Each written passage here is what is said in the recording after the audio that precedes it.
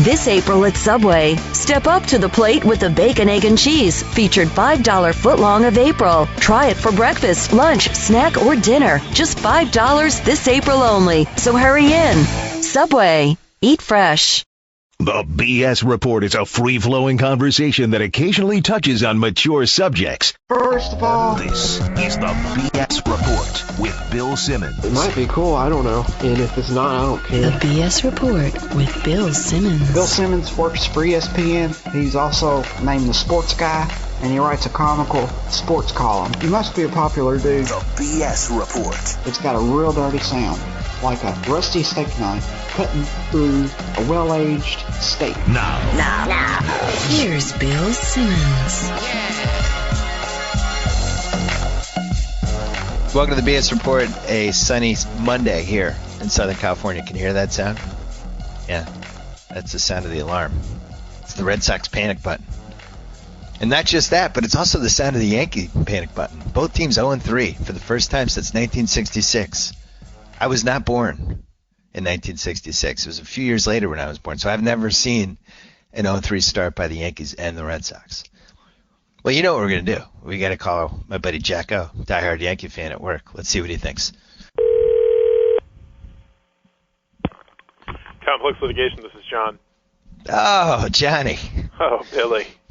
Oh, Oh, what do we do? good God. When I said the Red Sox were a fourth-place team, I didn't know they'd be battling the Yankees for fourth place. Good Bad Lord. times. I would rather be the Yankees than the Red Sox right now because at least you have a closer and at least you have the semblance of a manager. Yeah, well, yeah, I'd rather be the Yankees than the Red Sox, too, just given the way they lost. I mean, Friday's game for the Yanks was a heartbreaker because, you know, a rare blown Mariano save. But, you know, Saturday the starting pitching was disastrous, but at least they fought back. And Sunday wasn't terrible from a pitching standpoint. You know, Hughes was okay, but they just couldn't get anything going offensively. But, yeah, the Red Sox, they've lost in the worst possible ways that they could have lost. Yeah, we have a real bullpen issue. Yeah. Which is hard to believe because when you let your closer who won your 2007 World Series title, when you let him leave, and then the guy who was supposed to close in his place ends up becoming a starter, so then you trade for a closer who's been hurt every year for the last three. It's you can see how they would have been totally blindsided here through three games because nobody saw this coming at all.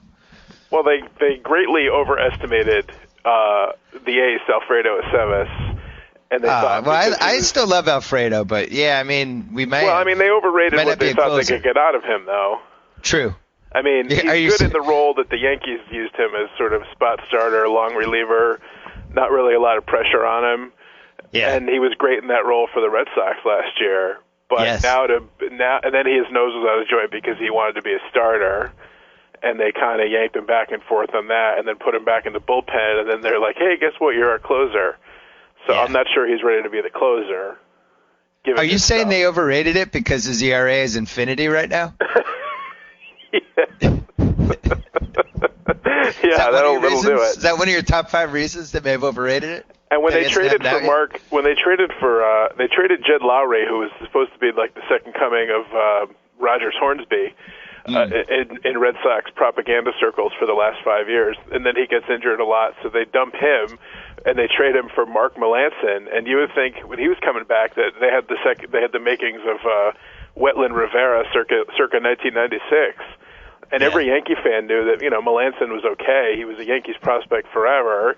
He pitched okay for them, but I mean, he's no great shakes. And when you base it on his stats for the Houston Astros, who were, you know, 60 games under 500 or whatever they were, pitching with no pressure in the world, and then to put him in a pressure-packed situation in Boston and think everything's going to be fine. I mean, that's just insanity. I was preparing for my AL Keeper League that you know I spend way too much time doing. I have a good Red Sox source, and like about I'd say 10 days before the season, I asked him, "What's the deal with Melancon? Like, you know, is this somebody who could become the closer? Like, do they like him?" And he's like, "You know, stay away. Don't go near him. They already realized that he can't be the closer no matter what. This was like before Bailey got hurt. Right. Like, there's no chance they'd never put him. They don't think he can handle Boston. Like, well, that's disappointing. Then, like, we have our draft, and, like, the next day Bailey gets hurt. And then, so I was not surprised when they didn't make Melanson the closer. The Aceves thing, though, was handled so badly from beginning to end because he wanted to start. He was one of the best pitchers in the team last year. There was no reason for him not to start. And nobody has ever been able to explain the Daniel Bard starter thing to me. It's never made sense at any point. I'm not saying he would have been a great closer, but Remy put it best yesterday. You have to have at least one guy come in the late innings who can get a strikeout. Or at least the threat of a strikeout. You can't just, hope that bats are going to hit balls and they're going to stay in play unless it's somebody who's got like that, a nasty sinker, or like even Keith Folk, who had that great changeup. He at least could make bats swing and miss every once in a while. But man, it's grim. And then on top of it, Bobby V. Yesterday in the eighth inning, there's I think it was third and first with 2 outs, and Phil Koch is pitching, your old friend. For another former Yankee. Gonzo's up. It's pretty clear It's pretty clear he doesn't want to pitch to Gonzo because he tries to hit him with the first pitch and misses him. And the second pitch he hits him, and just no remorse whatsoever. You can tell when somebody intentionally meant to hit somebody. And Gonzo, God forbid he ever stood up for himself. Be against all his beliefs. It was God's will that he was hit, Bill. He can't argue against that. God wanted him to be hit. So he runs to first base, and the Red Sox dugout, a couple guys are yelling. They show Bobby V. He's just clapping. He's just in clap mode. He's just clapping. It's like, all right, guys, let's get him. It's like, are you kidding? He came out and he did the token yell at the umpire thing, and then goes back in and just is clapping. So then Coke gets Ortiz out.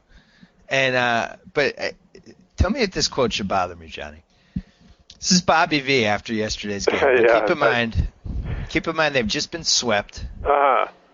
They have blown a 2-2 game in game 1 in the 9th inning. Yesterday they had a 10-7 lead in the 9th inning, which they blew. Then they rallied back, and then they lost the game with a 12-10 lead in the 12th inning. This is Bobby V's quote afterwards. The guys played a heck of a game. The guys played a hell of a game. It was a game to be proud of. If I remember correctly, we were down 4-0. We kept coming back. Great job. Great job. What is going on, Johnny? I know. That's not going to sell in Boston. Great job. What is he talking about? We just blew a double 2-run lead twice. I mean, if you go to the Boston.com today, I think the comments after the game were like 1,500. So people live and die with that game with the Red Sox. Yeah. Based on the September collapse, they needed a strong start this year. So to lose in that fashion, to blow not one but 2 saves of multiple runs, by the way. I mean, they had a multiple run lead both times, I think.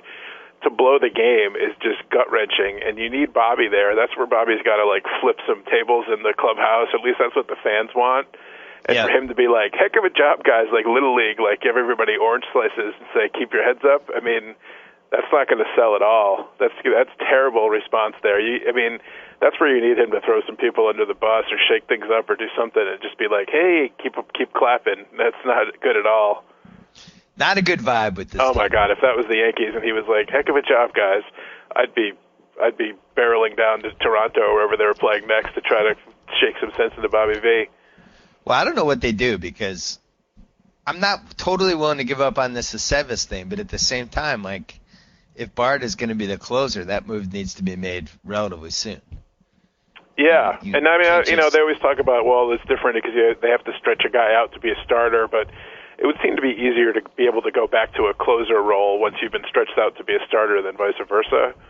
So I wouldn't think that it would be that huge of a transition, but then that opens up a spot in their rotation, and I guess, there's some guys in the minors that could possibly fill that, but it causes a lot of problems down the line.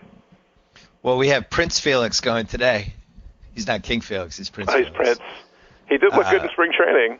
I like him. He's on my fantasy team. I'll tell you that much for $2. Going against Toronto, though, where I don't know, we have a checkered Skydome history. Yeah, seem to be high-scoring games. But here, the thing with the Bard, they're screwed either way. Because let's say he comes out and he's really good in his first couple starts. Then what do? You can't make him the closer at that point. let's say he gets shelled in his first 2 starts. Then they're like, well, we're going to make you a closer. You'd be better there. Well, he just had his confidence racked by the fact that he got shelled in 2 starts. And then the I told either you way, so they're chorus. screwed.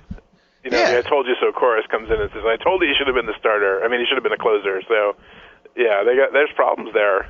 And your bigger issue is Josh Beckett, who's supposed to be your, like, you know, if not your number 1 ace, your 1A ace. He got shelled on Saturday. Yeah. And claims it's not his thumb, but everybody said that like the ball was super straight and super slow. There was like no velocity and no movement. He wouldn't throw breaking balls. It was a lot of questions there for Josh Beckett. Yeah, they paid him a lot of money. They paid John Lackey a lot of money. They paid Crawford a lot of money.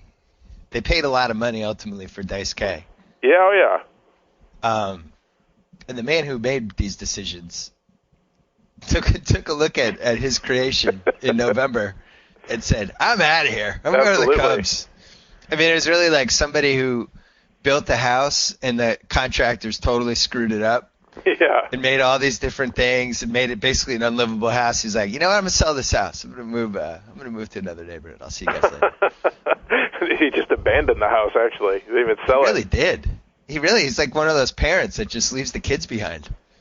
Thanks for the kid. Thanks for the family, Theo. Right. Thanks for the team. Yeah, thanks for the long-term liabilities that we have now at multiple positions. Thanks.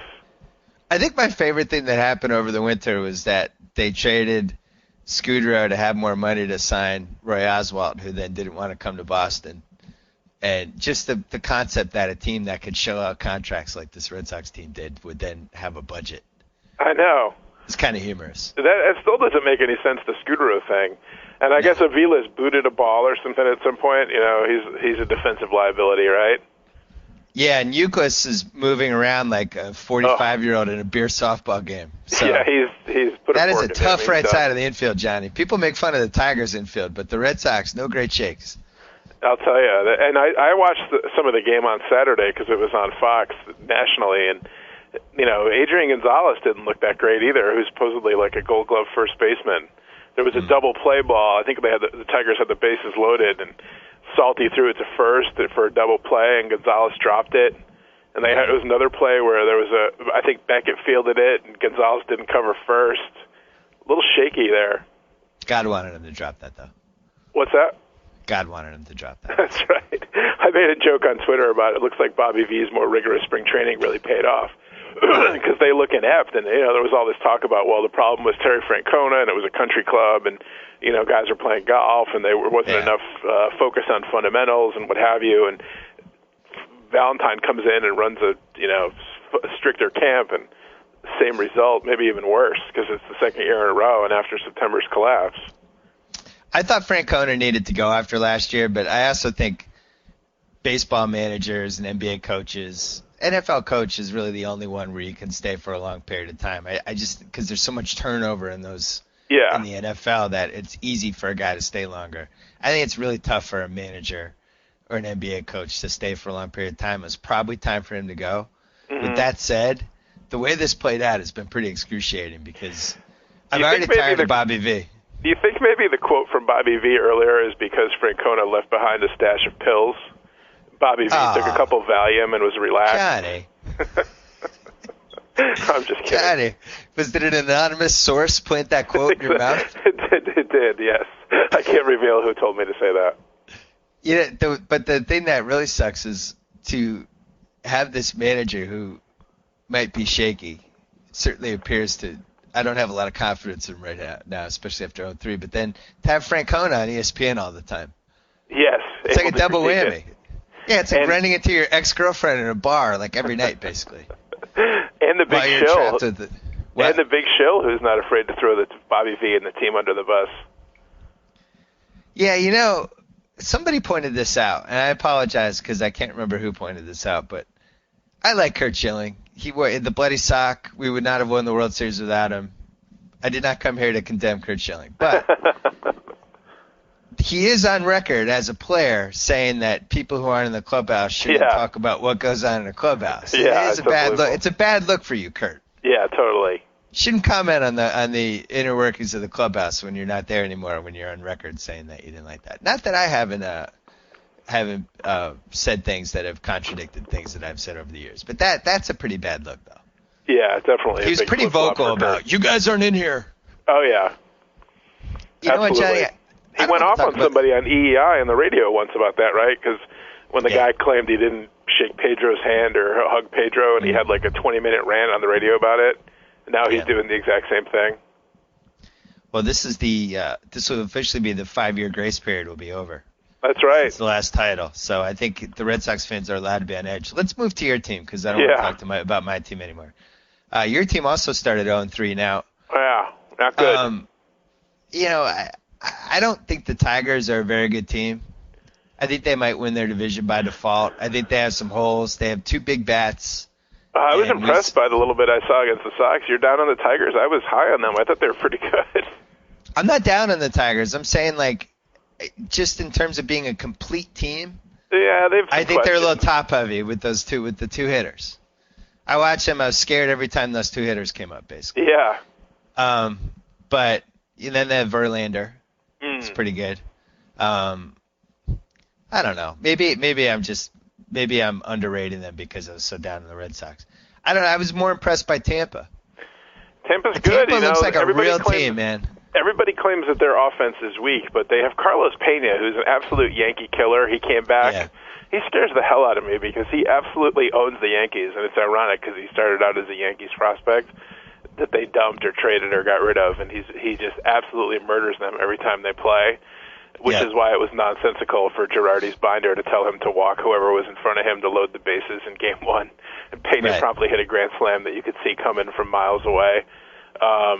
He's a killer, and Joe Maddon's smart. It amazes me that the Yankees were like undone by this shift that he employed that they always use against Teixeira, but now they use it against Granderson, and the Yankees were like mystified, like he had reinvented the wheel. Yeah. And it worked to perfection repeatedly against Teixeira and against Granderson. So Joe Maddon, I mean, he knows what he's doing. I mean, that was supposedly revolutionary, but it worked. The Joe Maddon thing is weird to me because it does seem like the biggest advantage you can have in baseball is a manager like that. Yeah, he's innovative. He's willing to think outside the box in the cliched term, but yeah, he does different things and shakes it up, and you can't argue with it. It works. Because you think like, how much could Tampa Bay be paying him? How much could they be paying him? They just gave him an extension, right? But he couldn't be. He I bet he's not rolling in dough. No. Seems like I'm surprised that a big market team hasn't made like a legit run at him. Like you think like when Billy Beane, his stock was at the highest, that's when the Red Sox made the big run at him.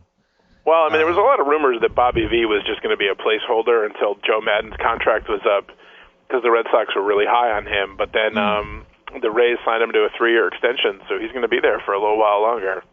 Yeah, I'm sure he would have jumped at the chance to come to Boston. Deal with the media, deal with the most ravenous media in the country, and go for the most laid-back place in the world. The front office that has planted terrible stories about people who have left about 7 times. Exactly, yeah. A poisonous, venomous atmosphere. And they've also won 2 World Series, so there's no upside other than you have to win a championship or else. The Cubs' job is the best job on the planet.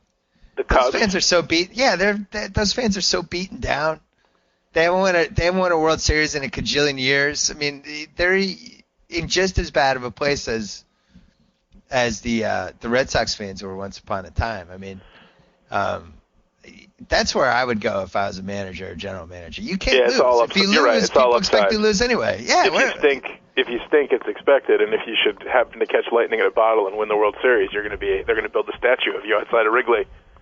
The worst place to be would be Yankees, Phillies, Red Sox, like teams, the big attention East Coast teams, but have also won recently, so there wouldn't be the same level of appreciation if you did anything. I guess the Mets would be a pretty decent job at this point. At this point, yeah. At one point it wasn't because they had a high payroll and there's a lot of expectations. It's hard to be the junior varsity to the Yankees, though, in New York. True. There's a lot of bitterness among Met fans, although they're 3-0 this year, so maybe not so much this year for now, but I know we're going to have Cousin Sal's going to come on after you to talk about this 3-0 Mets start. Is he a Mets fan? He's a diehard. Oh, really? I was unaware of this. It's been I mean, how long do you think it has to be before you're officially tortured? Because the Mets won in '86. I don't know if you remember that World Series. I vaguely remember, yes. And since then, it's been an S*IT show. Oh, the Mets, you're tortured if you're a Mets fan. No, there's no question about it. I mean, you went from the '86, and they were nibbling around there in '85, and they were good in '87, and then fell apart to the Cardinals. They went through the worst team that money could buy years with Bobby Bonilla and Vince Coleman and all that mess. Yep. And they had a miracle run to the World Series in 2000, and they lose to the Yankees, and that absolutely kills their fans. That's murderous. You have ownership now, tied in with the Madoff thing, and they have no money to spend, and they're basically on paper should be horrific. They got Santana, and he got hurt. Jason Bay has been the biggest disappointment ever. I mean, there's been one disappointment after another. They hate their ownership. There's nothing worse than rooting for a team and you hate the owners because there's nothing you can do about that. Yeah, I mean that's basically why I stopped following hockey. Right, because once you cross the line with the owners, it's almost like they're going to succeed when the team succeeds, and it makes you almost instinctively not want the team to succeed because you don't like them so much. And as a fan, you're not going to boycott. You're never, fans are always like, I'm not going to go. I'm going to boycott it. Well, you're just cutting off your nose to spite your face then, because of course you're going to go, and of course you're going to watch it. Of course you're going to buy a Mets hat, so it'll be ridiculous. The other thing that Mets, to go 0 for 2 with Gooden and Strawberry was pretty impossible. Yeah, definitely. You would have taken anybody from that decade. Those guys would have been in the top 3 or 4 can't-miss guys from that decade, and to go 0 for 2 on that. I don't even know what the modern-day parallel would be. I mean, it would almost be like having LeBron and Dwight Howard on the same team and then have both of their careers go in the crapper. Exactly. It's like impossible. So I think that's kind of hung over everything, too. I mean, ever since Doc got so wasted the day of the championship parade and missed it, it's been all downhill for the Mets. Watching the parade from some crack house with a bunch of guys you didn't even know. As a Yankee fan, how do you regard the Mets? How do I regard the Mets? Well, it's different for me because I don't live in New York. There's a lot more animosity, oddly enough, among Yankee fans who live in New York because I think they take a lot of grief, like from coworkers and family members, where it's much more like a civil war. Yeah. Although from a Yankee perspective, I think it's kind of like a big brother, little brother, varsity JV, where you kind of pat the Mets on the head and be like, "You're a nice bunch of guys, you guys are cute in your little blue and orange uniforms," but you never take them seriously as any kind of a rival. Whereas Mets fans have like the little brother chip on their shoulder because everything's all about the Yankees. It's like the Jets to the Giants in New York. It's actually very similar to Lakers-Clippers.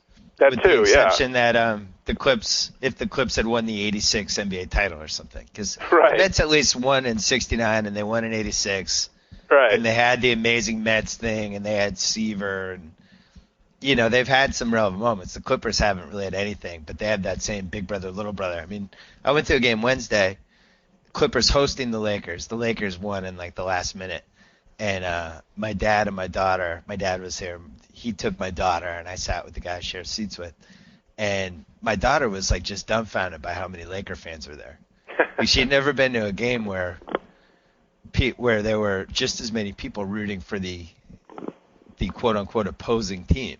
Right. Yeah, it's pretty weird. It's a weird dynamic, and the Clippers fans have such a complex about it. I mean, they really hate the Laker fans. Yeah. I mean, if they could eliminate the Laker fans somehow, they would. If there any sort of legal means to get rid of all of them, they would do it. Hopefully, does your daughter console Clipper Darryl or vice versa? It actually, I was really excited because I brainwashed her to hate the Lakers. I wrote a column about this, and it's just gone outstandingly well. And what was great about Wednesday's game was she had 2 drunk Laker female fans sitting right behind them who were like yelling the whole game and just being kind of loud. And she, after the game, was just like, "Oh, those Laker fans, they're so terrible." And so it was great. It was almost, I could have hired people to sit behind her. It would have turned out better. One of them wasn't Diane Cannon, was it? No, it was not. No, but she, because we go to all Diane Cannon's still with us? I apologize if she's not. She's still alive, right? Diane Cannon is still with us. All right, that's good. Johnny, she looks fantastic for 162. Does she? Yeah, she looks great. It's funny that at the Kings games they do this thing. It's called This or That. It's one of the most ingenious jumbotron timeout things I've seen where they just have one player and it's just like he has to pick one thing or the other. So it's like beard or mustache, Khloe Kardashian or Kim Kardashian. He's just got to pick. Yeah. So when it gets to Lakers Clippers, it gets pretty heated. Yeah. And Drew Doughty, who's their best defenseman, picked the Lakers, and my daughter was just absolutely appalled and was out on Doughty from that point on. So I was really proud. By the way, you're not going to be surprised. Not one king has picked Khloe Kardashian over Kim yet. Shocking, really. Yeah, they might have to get rid of that one for next year. But hold on, we got sidetracked. Back to the Yanks. Yeah. So are you worried after 03? Are you worried? Are you worried?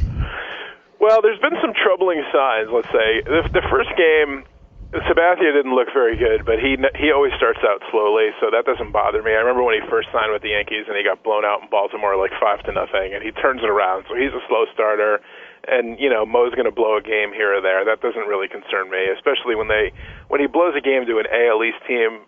They see him too much. You see him 19 times a year, and you kind of get.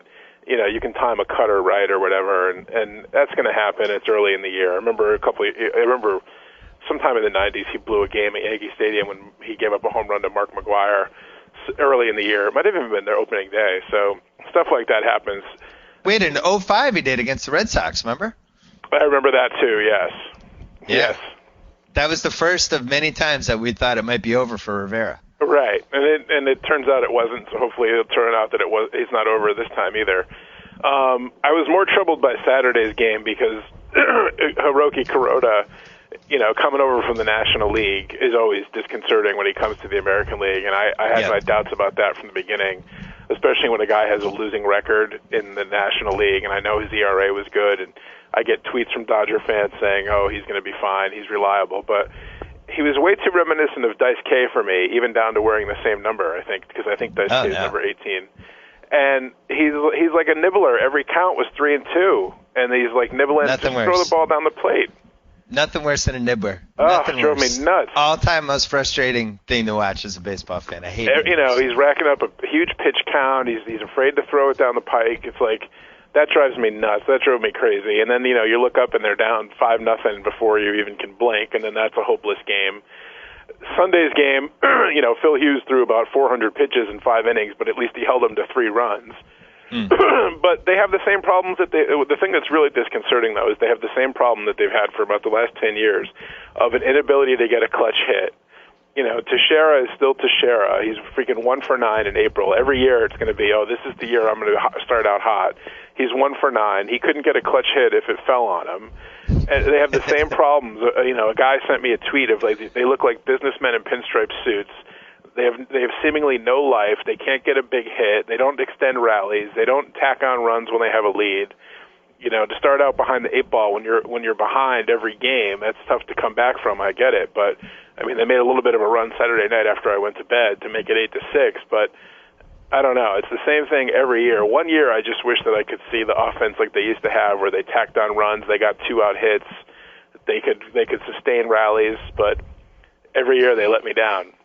I didn't like Kuroda for them as a signing, and I stayed away from him in our keeper league because it makes me nervous when somebody begrudgingly signs with a team. Right. It really just put a gun to his head. Yeah, and it really seemed like he just never wanted to sign there, and then he was like, well, how much? Yeah. I guess I have to. That's not good. At the trading deadline last year, he was on their radar, and then there was all those reports, he wants to be on the West Coast, or he might go back to Japan. Yeah. So that's not a guy that you want playing in New York. And then they made him the number 2 starter, which is even more incredulous to me. Yeah. Okay, as a 4th or 5th guy, maybe you take $10 million is chump change to the Yankees. They take a flyer on him.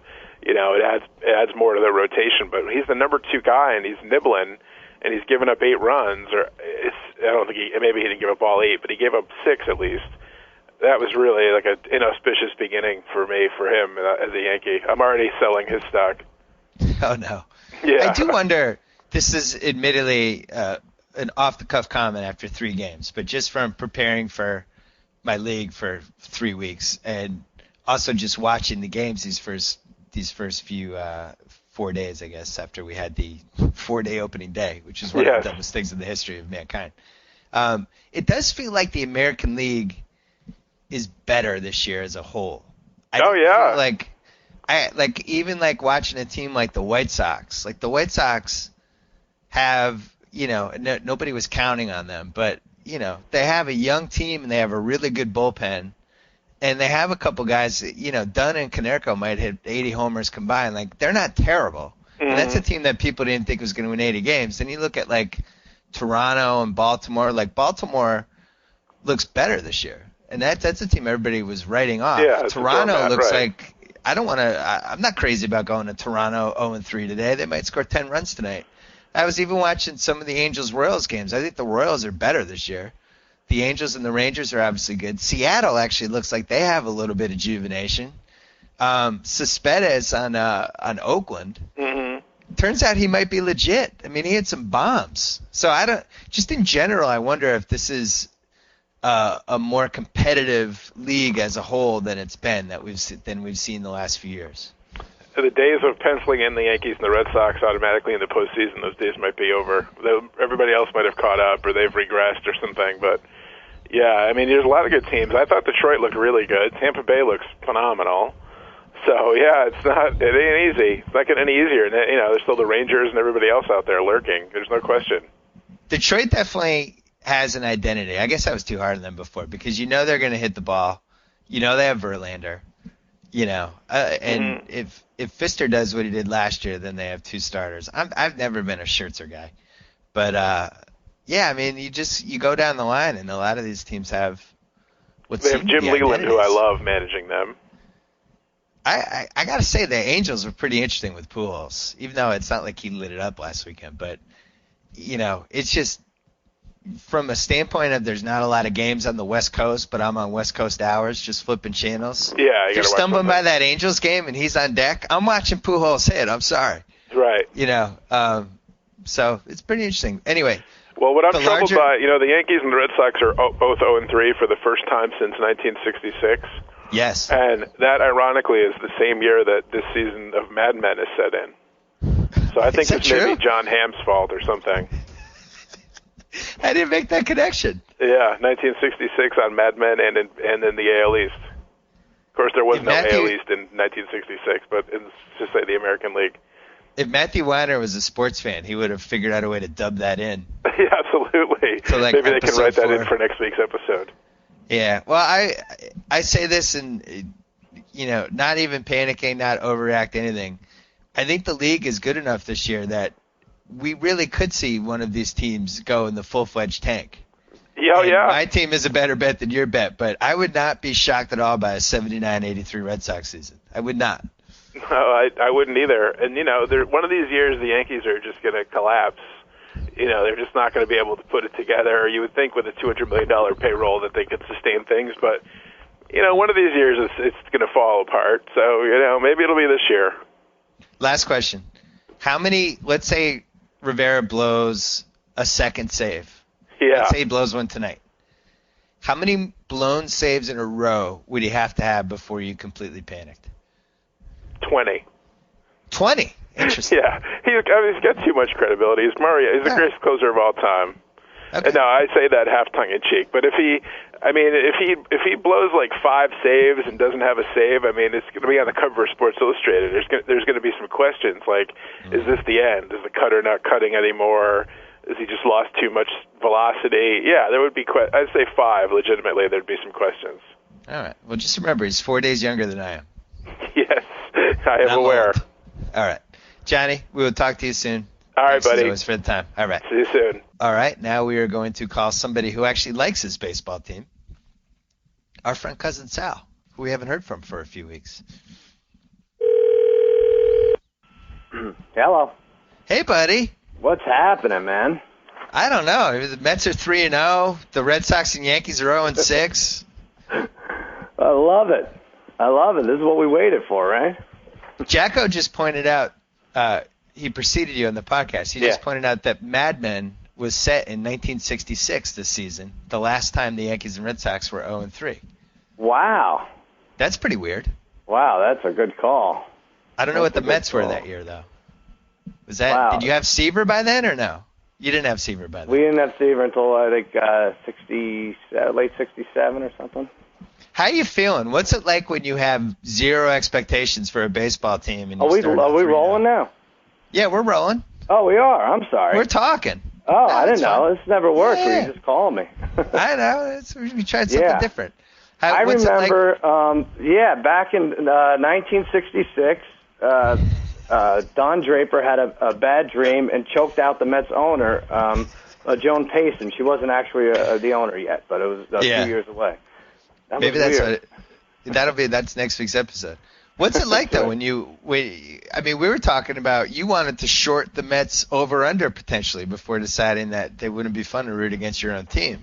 I know. I was looking 72. At it. Realistically, I was looking, and we had our budding first baseman battling yellow fever, which I hadn't even really heard of. Our knuckleballer who stymies everyone. R.A. Dickey writes a book about how he was molested by his nanny.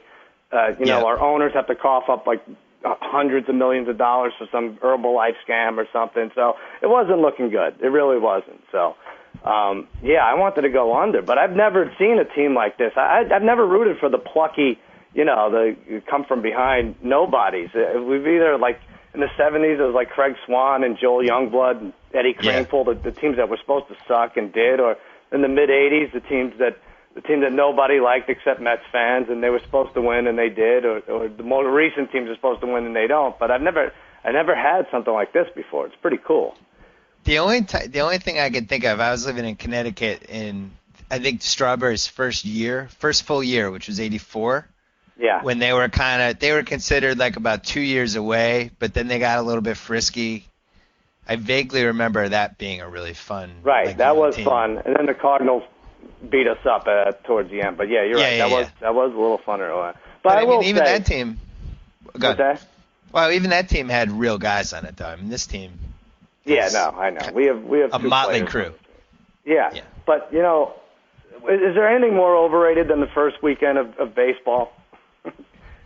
I mean, it's like, I know football, if you win the first 3 games in football, and I know it's over 3 weeks, you could use that momentum to take it to the end of the season, like the Bengals and Lions. Like, those weren't great teams, but, they rode out their nice momentum, and they were in the playoffs. But this is a long, long year. Yeah, I wouldn't worry. You're not too worried, are you? Oh, I'm so worried. We have no closer. Who's our closer? We don't have one. I know. We don't have an ace. Closer? We don't have an ace or a closer. Not important. It's tough times. Not important. I will say, though, I agree with you that the first weekend can be overrated. But every year there's one team that starts out and they have – and baseball is the sport where this happens the most. The team that's like, where do these guys come from? And it just kind of takes a life of their own. And in football, it'll happen, but eventually the league will catch up with it. You'll see the team start out 4-1. And, who was the team last year that did that in football? I was thinking the Bengals or the Lions. In baseball, it actually can kind of keep going, and usually it's like an NL Central team or something where they'll win. They'll end up at 89 wins and be right on the cusp of making the playoffs. But maybe it'll be the Mets this year. Yeah, talk to me after 3 weeks is the only thing I'll say. But the other thing is, I'm watching, and this I really just don't think I'm ever going to see a no-hitter out of this team. And Jonathan Neese had the shot. He went through 6 innings.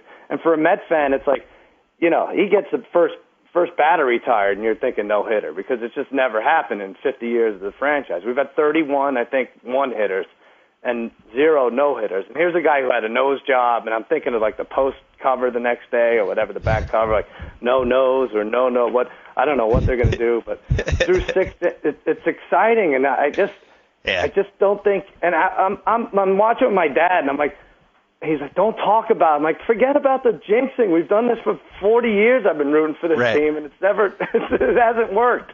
I'm not for the jinx anymore. I'll bring it up every batter from now on, but I don't know. I'd like to see one. I mean, not as great as a pennant or a World Series win, but really, I'd love to see a no-hitter, for God's sakes already. It's crazy how that's, my buddy Gus, who I've known for 30 years, diehard Mets fan, was with his dad yesterday. His dad was visiting, and after the 5th inning, he just emailed me the shh text, and I was like, oh, no. And it's like they've been roped into so many near Mets no-hitters. Like, this is like, how many, what has it been, 52 years? 1962. So yeah, 50. This is the 50th 50 year. years? I mean, it's like the law of averages. I remember with the Red Sox, I'd never watched a no-hitter, and it was, for me, like right up there with winning the World Series. Like I just always wanted to watch a Red Sox game when they had a no-hitter. And then just randomly, when it finally happened, it was Hideo Nomo. It was like his first start. It was an ugly no-hitter. Like there were walks. Like it wasn't like how I wanted it to be. Yeah. And then it was just was weird.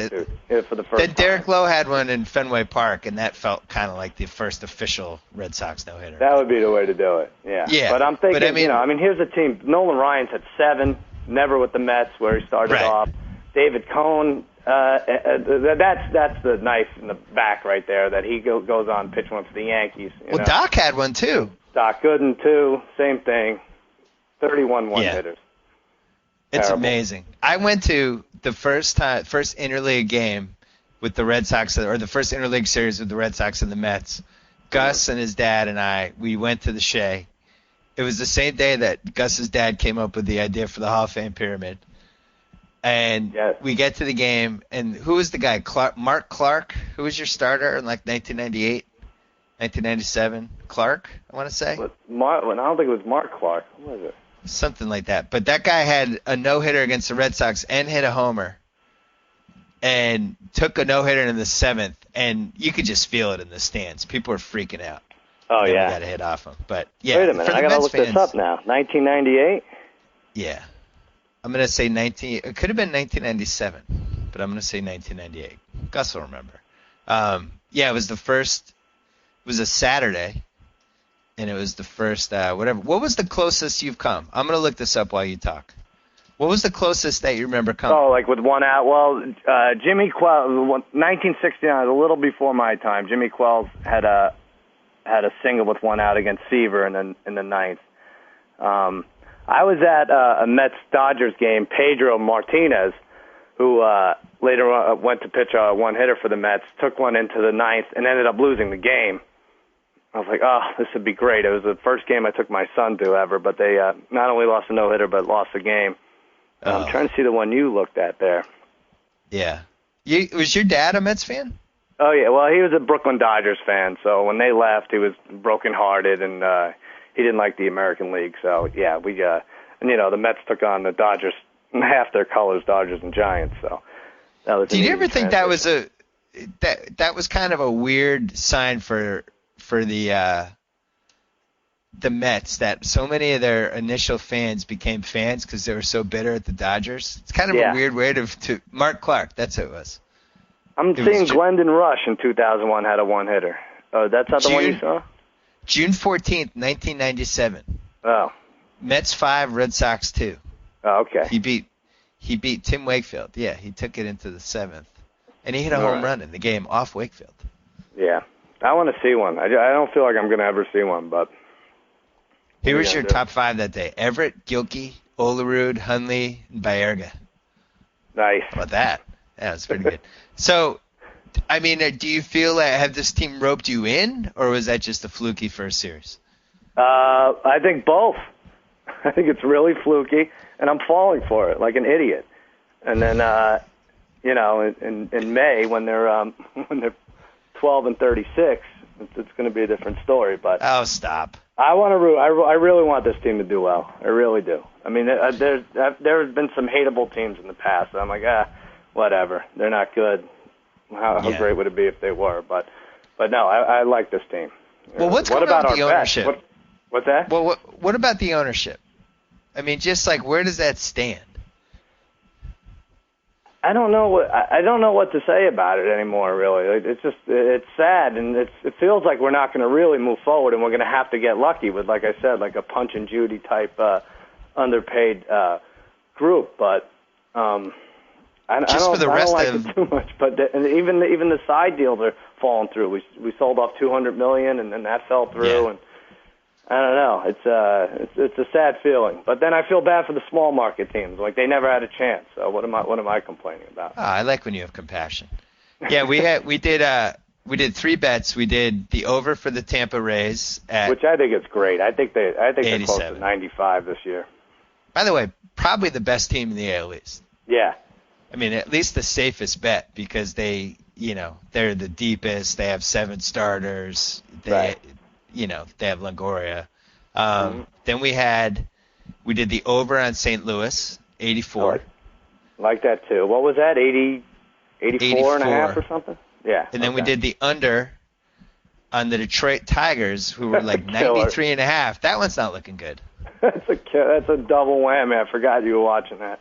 But we said we'd go 2-1 with those. Now, what's really interesting is in the NBA we did over on Indiana 36. Yeah. That's 2 wins away from winning.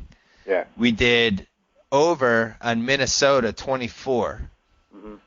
That won. Yeah. And then we have under Golden State 31 and a half, which is also going to win unless Golden State goes 11-1. So congratulations to us. Good job. That was all you, I will say, and also all you. We're struggling with these, but I sort of have a good feeling about it. Talk about getting roped in. We have the Clippers to win the division, which we had that at 5-2 to win the Pacific. We got that. That was our biggest bet. And the next day, Kobe got hurt in a preseason game or something and went down to even. So we have the Clippers at 5-2. I think we're in good shape, but the Lakers have the Spurs 3 more times, if I'm not mistaken, and they're falling apart, and Kobe's not playing much. What do you think of that? They're tied in the loss column. Yeah. I'm not sure how. I guess if they tie at the end of the year, it goes to the Lakers because they have the head-to-head advantage. Right. But by all accounts, there's something really wrong with Kobe, and now we have a little bit of an explanation for what happened to him last month because he shot like 37% in March or something. Mm-hmm. And it seems like he's got a real shin issue. And if I were I would not be surprised if the Lakers, because they said the only way this could help get better is if he just doesn't play. Right. So at some point they're going to have to make a decision. Is it worth it to grind it out and try to get this 3 seed? There's really not a ton of upside. They can win in any arena. They're the one team at all the West teams other than San Antonio that could just go in any arena and win. So at some point, I think they pack it in. Now, what'll be really interesting is if the Clips, we really could see Clippers-Lakers round 1. Oh yeah, you're right. They're right next to each other, and it could go 3-6, it could go 4-5. Like there's a bunch of different ways that could work. So that could be pretty interesting. Now you've been to a bunch of their games, and I was at a Clippers-Lakers where Clippers were home. If that were to happen the first round. Yeah. Well, on a scale of 1 to 10, what kind of home advantage do you give the Clippers if they were to actually have You know what? It's really bad for the Clippers. And I talked about this with JackO before he came on. Like at the Wednesday night game, there's probably 40% Laker fans. And I think that number's gotten higher as the year went on because I went the first week and it seemed like 65%, 70% Clippers fans. There was more at this last one. And especially with playoffs, the prices are higher, the stub-up prices are higher, and what happens is all the expensive seats get bought up by Laker fans. So then it just feels close to the court, like there's more Laker fans. Right. And it's a disadvantage. It sucks when you have a home game and you have 40% of the stadiums rooting for the other team. Right. But all right, now the other thing we did was LeBron to win MVP. Another great bet, value bet at the time. We got it at 5-2, and then it went down to like minus 180 almost immediately after we took it. Yeah. And it's LeBron. We hedged a little last week with Kevin Durant as they caught fire a little, OKC. But do you still think it's LeBron's to win? I think it's going to come down to the last. It's going to come down to the wire. And if it's tight, people are going to vote for Durant. I can't believe LeBron. I mean, he had if this was horse racing, he had the 15, whatever they call it. What do they call it in horse racing? 15, furlong? Yeah, whatever. Yeah. I mean, that's how big of a lead he had. And then he kind of blew it in March. Miami came back to the pack. And then Durant, got a lot of buzz. And people like Durant. And unfortunately, with the MVP, it becomes a popularity contest to some degree. That's the only thing I was worried about. I'm like, these guys, they might just hate LeBron too much, and it doesn't matter how many games they win. Well, he's still, even though he dropped off in March, he's still having one of the best advanced stat seasons of all time.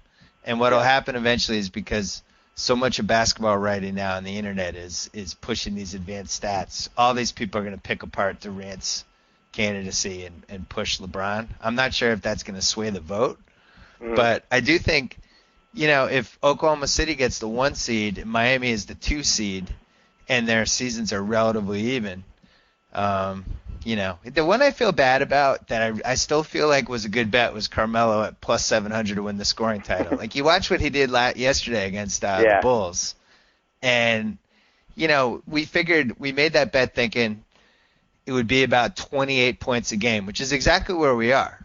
Yeah. I think Kobe's 28.1 and Durant's 27.9. And, when you look at how this Knicks team was built, it just seemed conceivable Carmelo was going to do better than that. But they had such a weird season. Yeah, that was a rough one.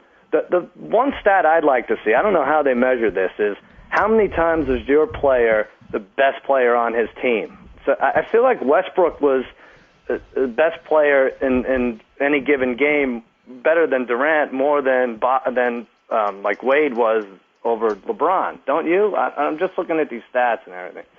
Yeah, Westbrook won a lot of games for that team. That would be the biggest flaw in his candidacy, is that he had another top 10 guy on his team who was able to carry the load a lot of time and all that stuff. Unfortunately, the NHL series bets aren't out yet. I know you're on the edge of your seat. You want to go against the Kings, right?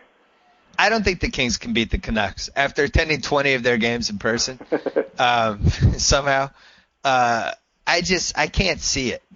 Especially the only way you could have said maybe it was going to happen was because their goalie would have caught fire. Maybe you could have talked me into that, but he's been terrible lately, and I just don't see it. Especially like Game 7s of Vancouver, obviously. And, let me just say, hockey is a weird thing, and you touched on it.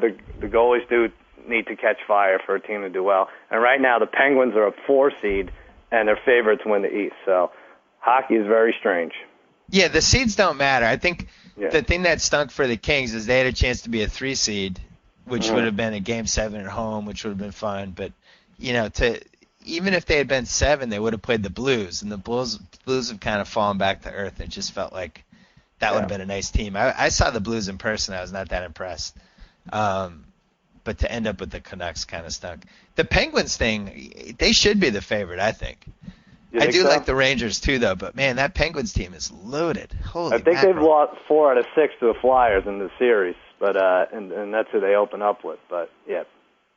It's a great. That's probably my favorite of all the matchups because they had the big fight the other last weekend and some bad blood, all that. Cousin Sal, I think this is going to be a really exciting next couple months. You think so? All right. Much sport. Oh my God, there's going to be so much sports on. The way this basketball, they're going to be playing 3 NBA games a night during the playoffs. I am excited for the playoffs. I'm excited for the Mets for the next 5 or 6 days. And yeah, let's get some hockey bets in. Hold on, one last thing. Yeah. Super Bowl odds. Since you are a football guy. I didn't even look. Yeah. What do you think Denver's odds are with Manning? Well, this is the first year I won't be putting a lot of money on San Diego to win the West or to win. Yeah, I know. I'm excited to cut that cord finally. Not have to worry about that. All right. I won't look because I haven't. And Denver Super Bowl odds are 16-1. According to Sportsbook.com, 12-1. Really? What do you think your beloved Cowboys are? I did look at that. Are they 20 or 25, depending on where you look? They're up to 30 now. 30? Yeah.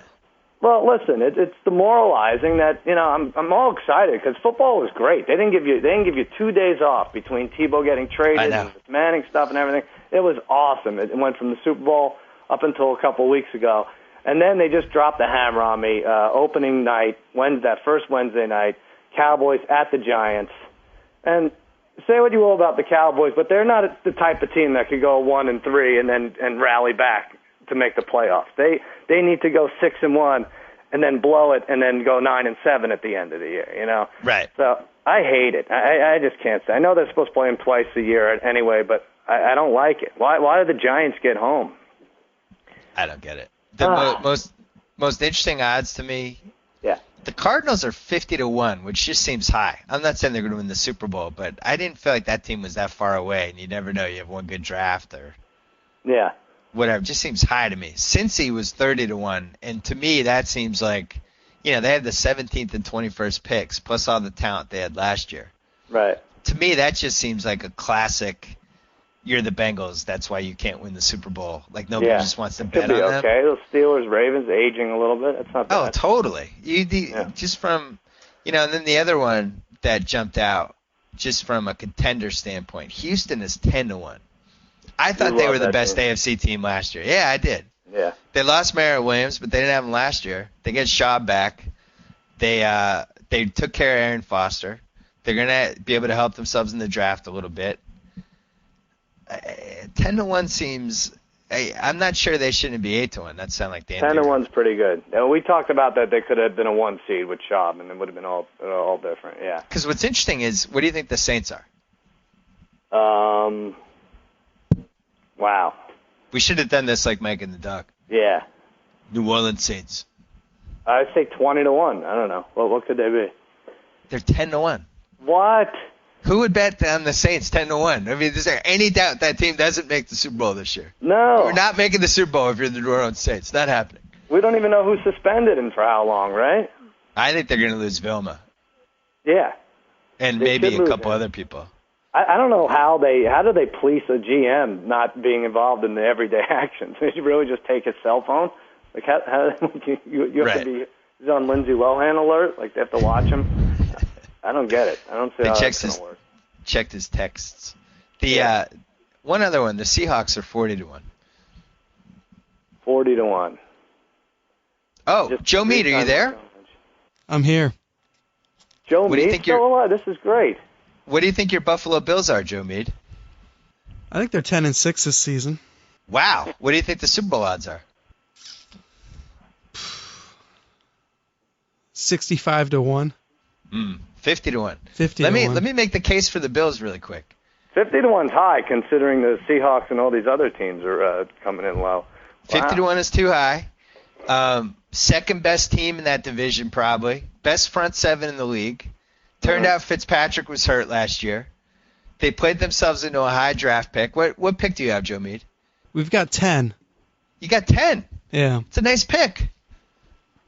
It's all right. I don't know. I think the Bills are going to be good. I don't want to play them. They're going to beat the hell out of Brady this year. Their front seven in defense is the best front seven in the league.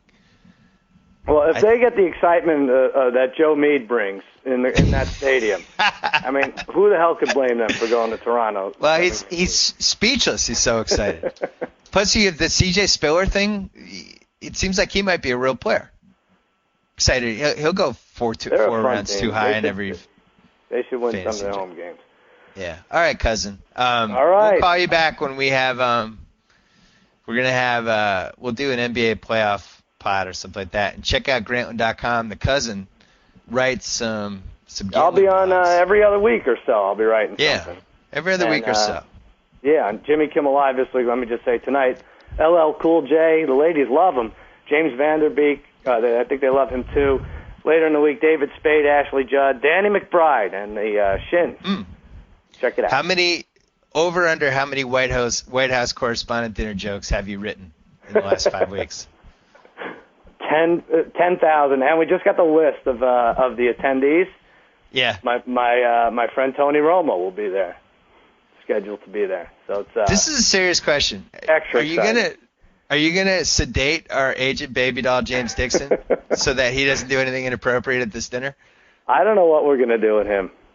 He's a problem, and he's met Obama before, and he's put it out there that he wants to smoke with him, and I think he's serious about it this time. He's gonna embarrass us. It's the biggest gambling luck that we've had in this entire podcast. I think you should tell him that the date changed and that it's Sunday night. Just tell him, no, they're doing it different this year, baby. It's Sunday night this year. What? Are you kidding me, baby? Stop it. I'm not falling for that. We were upset. He mailed us a picture of his television that he was watching the Masters on, and it looked like something when Best Buy has those sales, and it's like for the TV you've never heard of the company before. It's like, Stiletto, and you're like, what's Stiletto? What? They make televisions? And then that was his 32-inch TV. He's like, what do you say? He's like, baby, I know, but the cabinet it comes in is small, and I'm sort of a slave to this cabinet. I don't know what to do. I got to watch it. But he puts azaleas and he's a huge Tiger Woods fan, and he puts azaleas all around his television to make it seem like spring and that, like he's at the Masters or something. And I couldn't laugh harder when I heard the ESPN anchor recapping Tiger's first tee into the azaleas. So that's just perfect. He's the only person I know whose love for Tiger Woods actually appreciated and went upwards during the whole saga. Everyone else was kind of like, I'm not sure I like this guy as much, but I like watching him play golf. Baby was just all in. He's come on, baby. Everyone makes mistakes. I don't even want to get into the 100 reasons why baby shouldn't like Tiger Woods, but it's amazing. Well, we're going to have him on a podcast at some point. Yeah, absolutely. Last thing, you bet you shorted. Who did you short in the final round yesterday? Hansen. I try to get you in. I know you don't like laying like a lot of odds, but Oklahoma City had lost a couple in a row. Miami the same.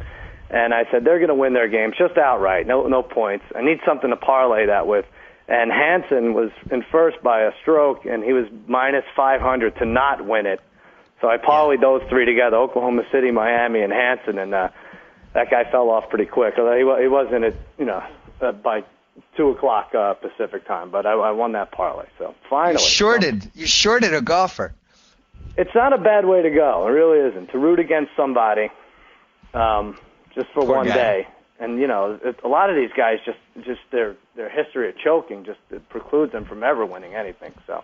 I will say it's one of the most ingenious gambling strategies you've ever come up with, because every tournament, every Masters or U.S. Open, you can just look at the leaderboard and there's one guy who has the neon sign glaring, right? And you just know he's going to shoot the 75 or higher in round 4, and that was clearly the guy. And he was so in awe of Mickelson after the third round. I'm like, this guy's not. There's no way he can't do it.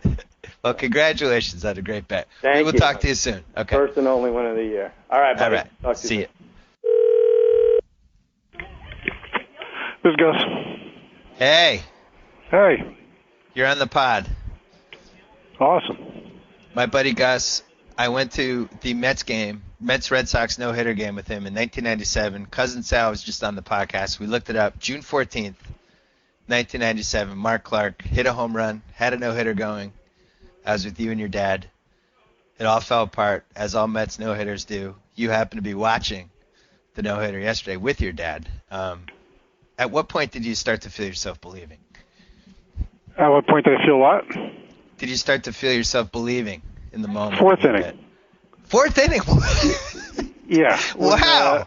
When they went to the break of the fourth inning, I whistled over at my dad, and when he turned and looked, I held up made a big zero with my fingers, and that was it. And gave him the eyebrow raise. Now look, as Mets fans, usually after 3 innings, you have to start getting excited. Yeah. You and I have had the long-running flirting with destiny joke, and we've taken to Twitter, and usually I refrain from doing anything about that until we get to the 7th. I think there were 84 occasions last year where a pitcher took a no-hitter into the 7th inning. Yep. So that's a lot, 84 times. So generally I try to temper it, but with the Mets fans, I think once you get past the third, you start to at least consider it and start hoping. And just the fact that I was watching with my dad and my 9-year-old, and 3 generations of Ramsey men could sit there, and maybe this Easter Sunday, or someone on Twitter called it Neaster Sunday, it might have happened. And your dad, did he get one with the Dodgers before they left? Probably. He must have.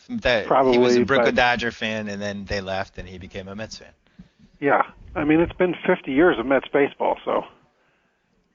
It's really kind of incredible. 7,151 games, 34 one-hitters.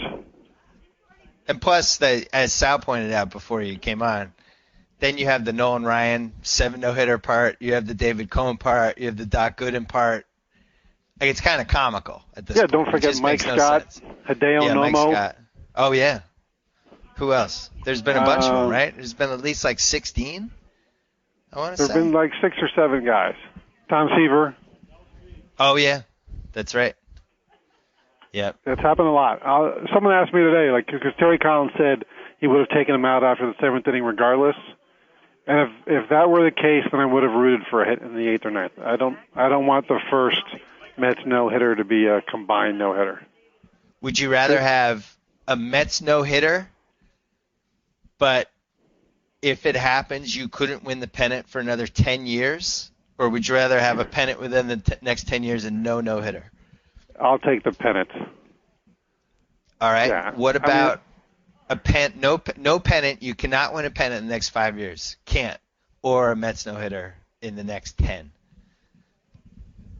I'll still take the pennant. Wow.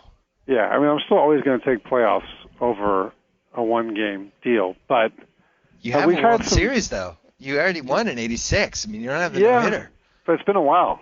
If we'd won something in the last few years, but in '06 we had the heartbreak losing to the Cardinals. In 2000 we had the heartbreak of losing to the Yankees in the World Series. So, the winning still comes first. But that said, when he's in the 6th inning yesterday, I was starting to get a little giddy. In part because I was watching with my dad and the thought that this is finally going to end, and my dad and my son and I were all going to be sitting here watching it together. This is going to be awesome. And I refused to tweet anything about it. I got a couple of things on Twitter, and I just other than tweeting you the in the 3rd inning. Yeah. I refused it. That's the Mets I will never make flirting with destiny jokes about, just because destiny has been cruel to us. Then Destiny immediately left and went with Jason Hamill. Yeah. Got in his car, and then they couldn't find a parking spot, and then she went home. We have not seen Destiny yet this year. I will say, to emphasize how desperate I am for a Mets no-hitter, when Tom Glavine was on the Mets, he took one, I think, into the 8th, and I was genuinely excited. And I hate Tom Glavine. Yeah, you hate him more than anybody. Well, not more than anybody. Any Met you've had. He's high on the list. Just because he was a Brave, I never bought into him being a Met. He was up there with that Vince Coleman kind of player of, I hated you when you're on the other team. I'm not going to just start liking you now. Like when he won his 300th game with the Mets, I wasn't like, yay! But when he was throwing that no-hitter, I was genuinely like, all right, at least it's like a Hall of Fame guy who's going to do it for us. This is awesome. I don't need it to be, some guy who's got called up from AAA for a spot start, or even a Hideo Nomo would have been weird. I said this to Johnny's Sal. is our guy, homegrown. It would have been good. I said this to Sal.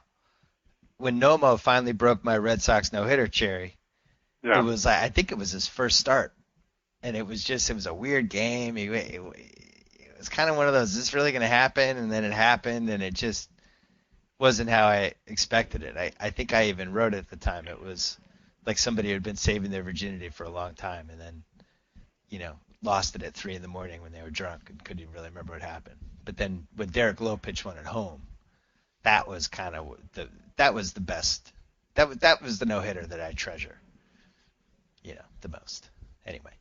I mean, for the most part, as a rooting sports fan, I've got to experience all the highs and lows that you get as a fan. There's no other real football and baseball or basketball don't really have an equivalent rooting moment, right? No. I mean, the best. It's when you see the zeros. Like, if Kobe's going for 80, that's like, but it doesn't have the same kind of out by out, any minute it could end. Some guy makes a great play to save it. Kind of. That doesn't really exist anywhere else. Football has like the running back getting into 200-yard territory in the 3rd quarter can get interesting, and then. Yeah, but even that is a little obscure because you're like, well, how many yards did he get on that carry? And no-hitters, like, there's 5 outs left. He hasn't given up a hit. I get that. It's easy to digest. I don't need to figure anything out. True. Basketball has the, to me, 60 is the mark that really gets interesting. Like if somebody's got 45 after 3 quarters, something like that. I think anybody can get to 50 who's a competent scorer, but you start talking 60, it's a whole different animal. But still not like a no-hitter, not as easy to follow. But it does have the same, like you get the texts and the tweets when somebody's like even Ben Gordon a couple weeks ago had, I think, like 40 in the 3rd quarter against Denver, and all of a sudden my BlackBerry started to blow up. And I think that's the equivalent of the no-hitter. When you start getting texts and tweets, you following this, all that stuff. It's funny though, when a guy throws a no-hitter, you'll will often put up the graphic of there have been X number of no-hitters and X number of cycles, and they're almost identical. But does anybody really care about a cycle? No, nobody cares. No one's tweeting you to go, oh, Jose Reyes is up. He just needs a triple for the cycle. And as Tim Kirkson says all the time, wouldn't you rather have 2 homers and 2 triples than hit for the cycle? Right. I remember, when Pedro was just at his absolute apex, it just seemed impossible that he wasn't going to throw a no-hitter. I always thought that was going to be the guy. In every Pedro start, if he got to even the 4th inning with no hits, you just started to think it was going to happen. And never happened. Right, and you were legitimately, stunned when it didn't happen. Yeah. There's no one touching him tonight. There's no way. I remember going to games when it would always be like some sort of dink hit or some line drive down the line that barely made, whatever, and the air would just go out of the park. Everybody was thinking it. Everybody just assumed Pedro was going to do it. And there would be like an energy loss for 15 minutes after. People would be kind of secretly devastated. But it just never happened. He threw one with Montreal, right? And that was it. I don't think and that was one, I technically, I don't know if he doesn't get credit for it because the game went 10 innings, and then he... He pitched lost the 10th. it in the 10th or something. Yeah. So, Sal and I are in a similar boat in that, Seaver's close ones were in 69 when he and I weren't old enough to remember it. And then there was a Doc Gooden one-hitter against the Cubs, but it was like an infield single fairly early in the game. There have been a lot of 7 innings ones, but I'm trying to remember the last time a Met took one into the ninth. I'm sure it's happened. John Maine had a one-hitter, but we haven't had that 1 or 2 out from the no-no, the best that I can remember off the top of my head in almost all of our lifetime. Best Mets moment since 1986. Number 1, Piazza post 9/11 homer. Yes, easily. Number 2. Starting this year 3-0. No. What is number 2? Is there a number 2? Number 2 was just going to the World Series against the Yankees. The Robin Ventura, the home run the Grand Slam single. Yeah, I would say that's number 2. That was a great one. We had the Todd Pratt walk-off homer against the Diamondbacks. But there's been a lot of good stuff. But growing up listening to my father and reading about Subway Series, you never in a million years thought that one would actually ever happen again. Yeah. So for there to actually be a Subway Series, despite the way it turned out, that's pretty high on the list. Would you put the Seinfeld 2-parter with Roger McDowell? Would that be in the top 10? Feels like it should be. Maybe in some people's. I don't know that it makes mine. But oh, come on. What was the big... You needed that Mets moment. That was during the Bobby Bonilla, Vince Coleman era. I vaguely remember. Yeah, we had Sabes. We were throwing firecrackers at people. Yeah. Those were halcyon days. That was one of my favorite Gus quotes ever when you said, it's always fun when we got Sabes and I think you said on the phone to me, it's always fun to have a guy named Sabes on your team. And it was. I loved having Sabes. Yeah, then you guys got Sabes, and it was fun. Hey, Sabes is pitching today. Nice having Sabes. All right. You would take Sabes right now. We would take him as our number 3 starter right now. You are cautiously optimistic that the Mets will finish blank. Well, on my blog, my preview I wrote, I had the Mets finishing 74 and 88. That was before the season. I've now upgraded them to 97 wins. I think that's reasonable. What a jump! No, I think if the starting lineup stays healthy, they could be right around 500 most of the year. The lineup, even with Jason Bay in it, is capable of hitting and producing runs. And the first 3 pitchers in the rotation are pretty solid, and the next 2 are big question marks. But they play in probably what's going to be the toughest division in baseball. The American League East looks pretty good now, too. But, Marlins, Nats, Phillies, Braves, all pretty good teams. So wins are going to be hard to come by. So if they're around 500 entering September, I'd be thrilled. Last thing, and then I'll let you go.